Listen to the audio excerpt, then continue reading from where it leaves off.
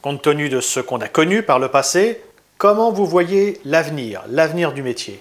Allez, action! C'est de plus en plus de musique achetée parce que les grands groupes de producteurs et éditeurs se sont structurés pour vendre des musiques.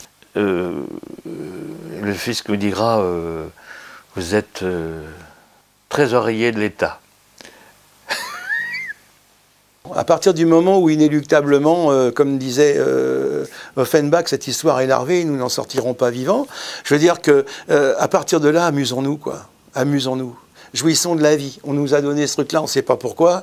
Eh ben, je veux dire, il faut tout faire pour être heureux ensemble. Il n'est rien de plus intelligent que d'organiser ensemble le bonheur de tous.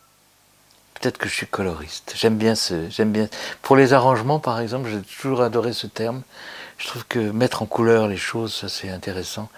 Mais j'aime tellement le noir et blanc. Alors, tu vois, je suis toujours le cul entre deux chaises. Il y a certaines batailles qu'il ne faut pas qu'on perde. Si on les perd, ces batailles-là, on est en très grave danger. Et c'est pour ça que le combat sur le droit d'auteur, le combat sur la gestion collective, il est fondamental. Je vois l'avenir du métier assez bouleversé. D'abord, on s'aperçoit qu'il y a des compositeurs qui ne savent même pas ce que c'est que le droit d'auteur. Voilà, le droit est quelque chose quelque chose qui va devenir fondamental, je pense, dans l'avenir. La gestion des catalogues va être fondamentale dans l'avenir. Il doit y avoir un compositeur à la base, il me semble. Ce n'est pas l'évolution actuelle et c'est un enjeu, mais je ne connais pas l'avenir. Je pense que l'avenir de la musique est plutôt parti vers l'audiovisuel qu'ailleurs. On devient des artistes producteurs, on est tous équipés de studios, c'est nous qui finançons nos studios. En point de vue création, c'est beaucoup mieux parce que d'un seul coup, ça ouvre justement un panel de création et de créativité, mais c'est énorme parce que tout est possible. À partir du moment où on prend en main l'outil, je ne le vois pas comme quelque chose de négatif, je le vois comme quelque chose de nécessaire.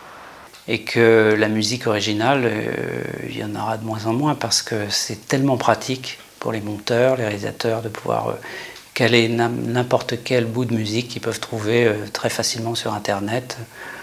Et en plus de ça, ils n'ont même pas à se farcir un compositeur. Ils sont tranquilles, quoi. L'outil de la MAO bouleverse pas mal de choses. On peut s'inventer compositeur, alors qu'il y a 20 ans, on n'avait rien pour espérer l'être.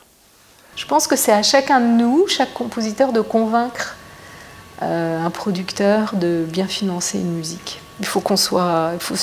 Chacun à son niveau doit se battre pour essayer d'aller vers la qualité. Tout a tendance à être normalisé, à être formatisé, stérilisé, pasteurisé. Et je pense que la musique, elle va en passer par là aussi. En tout cas pour l'audiovisuel. Pour le cinéma, je ne pense pas. Je suis toujours aussi optimiste pour le cinéma, parce que je pense qu'il y a encore beaucoup de place et beaucoup de discussions. Mais pour l'audiovisuel, je ne suis absolument pas optimiste. Je pense vraiment qu'un jour, un film, il n'y aura pas de compositeur original, il y aura plusieurs musiques. Bon, ça ne voudra pas dire que ce sera mauvais, ça voudra dire que ce sera une autre tranche de film qui sera passée. Je pense vraiment ça.